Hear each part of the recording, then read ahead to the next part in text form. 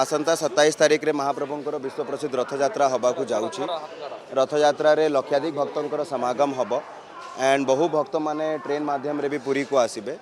आज गोटे multi agency mock ड्रिलटा कराई रेलवे स्टेशन रे। उद्देश्य थिला कि रेलवे प्लेटफॉर्म रे जदि कौन प्रकार असामाजिक घटना जदि घटुची से जदि कौन इंटरवेंशन करने को पड़े तो तार ड्रिल आम केमती करवा। यही ड्रिल रे पूरी पुलिस पाखापाखि 11टा एजेंसी ए पार्टिसिपेट करी इंक्लूडिंग पूरी पुलिस STU NDRF ओड्राफ आमर मेडिकल टीम जिला प्रशासन समस्त को नहीं कि आमर रेलवे टीम समस्त को नहीं कि ये ड्रिलटा आज कराई एंड बहुत सुचारू रूप से होती।